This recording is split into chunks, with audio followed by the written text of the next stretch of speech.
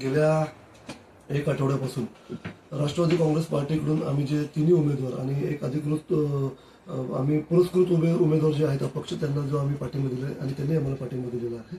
आम्ही चौघजणही गेल्या आठवड्याभरापासून या प्रभागामध्ये धावपळीने नागरिकांना भेटतोय आणि नागरिकांची आता तीच प्रतिक्रिया येते की राष्ट्रवादी काँग्रेस पार्टीचे जेवढे उमेदवार आहेत त्यांना भरघोस प्रतिसाद मिळतोय आणि हा जो प्रतिसाद आहे हा केलेल्या कामांचा आहे असं मला वाटतं की आम्ही जे आतापर्यंत कामं केली या प्रभागामध्ये गेले अनेक वर्ष त्याचा कुठेतरी हा पाठपुरावा नागरिकांकडून दिसतो.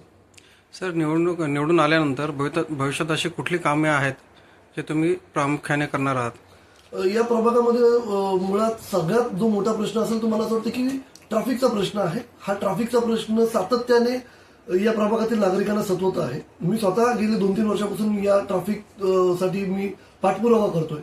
मला असं वाटतं की मुळात हे काम स्थानिक नगरसेवकांचं असतं, परंतु नगरसेवक याच्यातनं गायब आहे. त्याच्यामुळे हा जो पाठिंबा तो आम्हाला हा जो पाठपुरावा तो आम्हालाच घ्यावा लागतो आणि मी गेल्या 2-3 वर्षापासून हा पाठपुरावा घेतोय. मला असं वाटतं की आता एक थोड्याच दिवसामध्ये त्याचे नो पार्किंगचे बोर्डही लागणार आहेत ज्या प्रकारे मी पाठपुरावा घेतलाय. दुसरा जो प्रश्न आहे जे इथे आरोग्य केंद्र आहे 2-4 या प्रभागामध्ये त्याच्यामध्ये स्कॅनिंग मशीन ज्या असतात त्या नाहीयेत आणि त्या कुठेतरी पालिकेतर्फे बसवण्यात यावा. एमआरआय मशीन ज्या असतात किंवा इतर कुठल्या जे मशीन असेल एक्सरे वगैरे असेल ज्यांचा खर्च प्रायव्हेटमध्ये जास्ती असतो तो खर्च जर सामान्य नागरिकांना जर इथं आटोपता आला तर मला असं वाटतं की कुठेतरी हा फायद्याचा असेल आणि माझा त्याच्यावरती जास्त जोर आहे.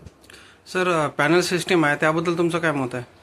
तर मुळात पॅनल सिस्टीममध्ये सगळेजण बोलतात की क्रॉस वोटिंग वगैरे होतात, परंतु मला असं वाटतं की नागरिक जे आहेत ते सुजाण आहेत आता आणि ते पॅनल सिस्टीममध्ये जे कामं केलेत त्यांनाच मतं देणार.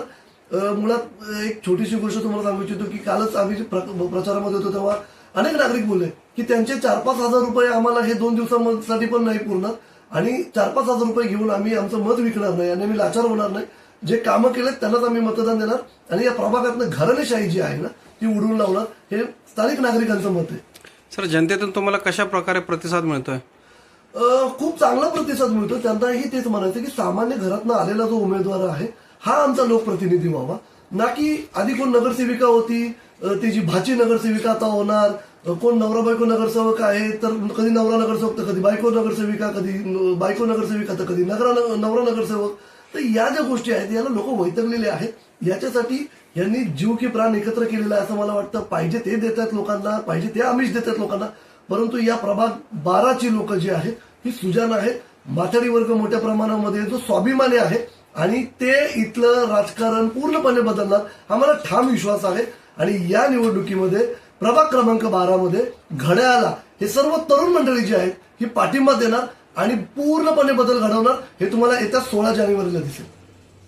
मतदारांना आपल्या माध्यमातून हाच संदेश देतो की माझा एक साधा प्रश्न आहे. तुमच्यासारखे जे पत्रकार आहेत ना यांनी या सर्व प्रतिनिधींचे जाऊन बाईट घ्या, यांची मुलाखत घ्या, त्या प्रतिनिधींना विचारा की तुम्ही काय कामं केले, तुमचा अहवाल दाखवा.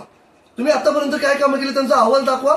येणाऱ्या काळामध्ये तुम्ही प्रभागामध्ये काय काम करणार त्याचा अहवाल दाखवा आणि तुम्ही कुठल्या बेसिसवरती पक्षाकडून उमेदवारी घेतली हा प्रश्न माझा त्या उमेदवारांना आहे. हा प्रश्न माझा तुमच्या मार्फत या जनतेला पण आहे की सर्वांनी यांना हेच विचारा की तुम्ही आतापर्यंत काय कामं केली आणि काय कामं करणार आहात, तुमचं एज्युकेशन किती आहे हे महत्वाचं आहे. तुम्ही पालिकेमध्ये जाऊन काय करणार आहात, प्रभागामध्ये अजून किती सेक्टर आहेत हेही काही उमेदवारांना माहिती नाही. ही सगळ्यात मोठी शोकांकित आहे. याद्या काय असतात हेही अजून उमेदवारांना माहिती नाही. ही सगळ्यात मोठी शोकांकित आहे.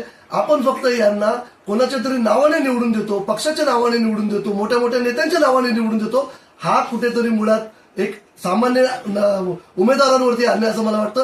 आणि माझे हात जोडून या सगळ्या नागरिकांना विनंती आहे यांना एकदाचा धडा शिकवा म्हणजे यांना कळेल की आपल्यासारख्या सामान्य नागरिकाला जर गृहीत धरलं तर यांना काय अनुभवायला मिळेल. धन्यवाद.